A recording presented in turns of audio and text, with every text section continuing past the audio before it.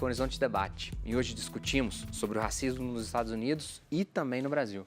Professor Daniel, quando na reforma do Porto Maravilha do Rio de Janeiro, e aí com as escavações e a descoberta do cais do Valongo, né, que foi o maior entreposto, talvez a maior vergonha da história recente do mundo, milhares, centenas de milhares de negros trazidos da África para o Brasil, depois de uma viagem de 2, 3 meses, eram colocados no cais do Valongo do Rio, jogavam água sobre ele e ali mesmo se faziam os negócios.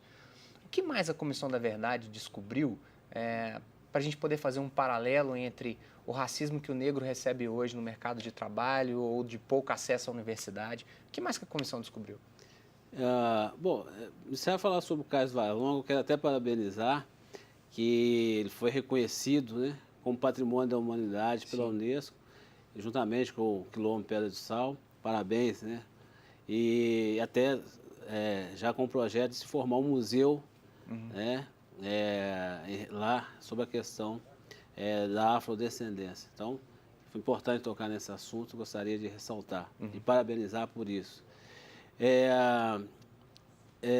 A Comissão da Verdade já tem constatado vários fatos que nós podemos mostrar o quanto, né, que a formação da sociedade brasileira vem nesse critério de diferenciar o ser humano em raças superiores e inferiores, mas sempre no sentido de explorar, né?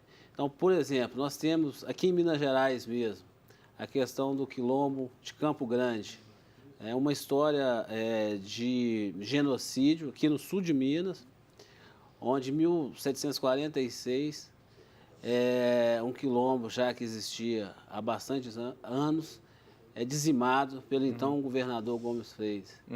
E um desses livros que a gente está avaliando, de autoria do historiador Tarcísio José Martins, mostra que mais de 9.000 pessoas foram assassinadas naquela época, e o bandeirante executor do crime recebe como prêmio 80 quilos de ouro e mostra, né, a prova do seu serviço são 3.900 pares de orelhas de negros que ele tinha executado, tinha assassinado naquela época. E isso tudo documentado? Isso tudo documentado, que está sendo, inclusive, vai ser objeto do relatório final da Comissão da Verdade, objeto do livro que está sendo lançado agora pela comissão, de autoria de Tarcísio Martins. E são vários fatos, mas eu quero resumir um outro aqui que eu sempre chamo a atenção, porque é uma questão que está em voga, a questão das cotas nas universidades. Em 1837, teve uma lei, a lei número 1, que estabelece o ensino primário, né, no Brasil. Na época o Rio de Janeiro era a capital, e o artigo 3º dessa lei exclui expressamente, né, e proíbe a entrada na escola dos negros, né, livres ou não, ou africanos. Né? A gente entende que isso também faz parte de um crime de Estado. A própria abolição da escravidão, diferentemente do que ocorreu nos Estados Unidos, ela já vem uma lei com 3 artigos que não trouxe qualquer perspectiva para os negros. Nós temos casos aqui no sul de Minas, em vários outros lugares, de 30 anos após a abolição ainda tinha negros escravizados. Né? Agora, tudo isso... Só para a gente dar uma passada, Daniel. Pedro, quando a gente percebe que algumas pessoas, inclusive a própria revista Veja, que é uma revista com ideologia hoje bastante liberal no Brasil, ela mesma vai dizer do reconhecimento de histórias dos egressos da faculdade, vindo de projetos como ProUni, FIES ou das próprias cotas. A cota no Brasil, ela deu certo. Agora, como lidar ainda, Pedro, com pessoas que dizem que cota não deve existir, que racismo não existe, como o próprio Trump colocou, que, na verdade, a violência, que é o cerne do que a gente está discutindo aqui agora, foi fruto de supremacistas, mas de também indivíduos que estavam ali lutando pelos direitos humanos ou coisas desse tipo. O que dizer com relação a essa forma de liberdade de expressão, Pedro? As pessoas podem chegar e dizer que não existe racismo, que isso que o Daniel está fazendo é uma grande invenção, que a meritocracia equivale, então não tem que ter cota, todo mundo tem que ir para para disputa aberta. Como pensar isso? Bom, uma pessoa, obviamente, ela pode discordar de cotas, né? Mas se ela fizer isso a partir do momento que ela defende, como eles fizeram lá em Charlottesville, do discurso da supremacia branca, isso certamente seria completamente ilegal no Brasil. Né?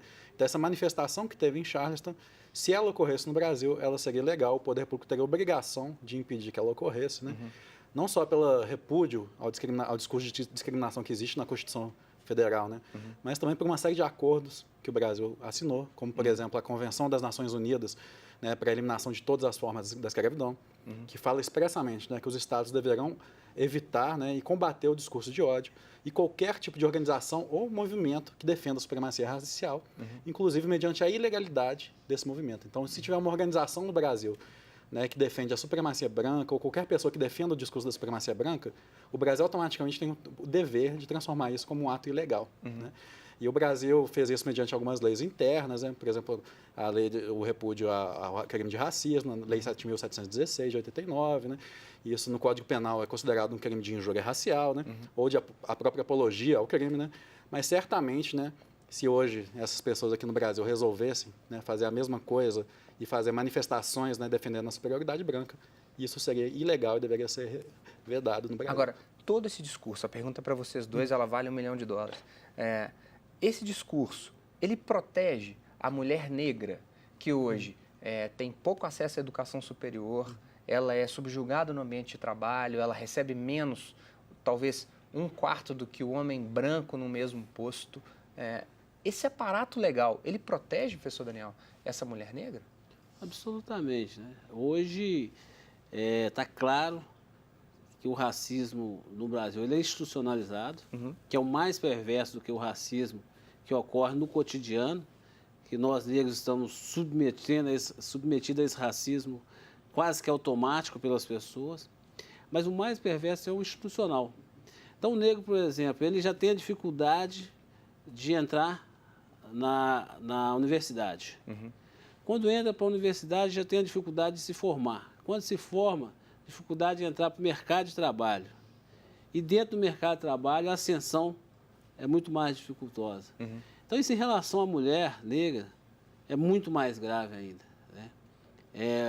Já está comprovado, através de pesquisa, que dentro dessa pirâmide do racismo, a mulher negra está no patamar mais inferior. Sim. Então, esse discurso ele não favorece, pelo contrário.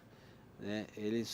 O racismo institucional só oprime mais ainda a Pedro, mulher negra. qual que é o dispositivo que existe próximo à prestação de serviço para que essa mulher, novamente, vítima do preconceito, vítima desse subjugamento, que ação ela pode fazer, já que ela está se sentindo tocada por essa discussão nossa, que parte da região metropolitana de Washington, capital dos Estados Unidos, aqui para Belo Horizonte? O que fazer nesse caso?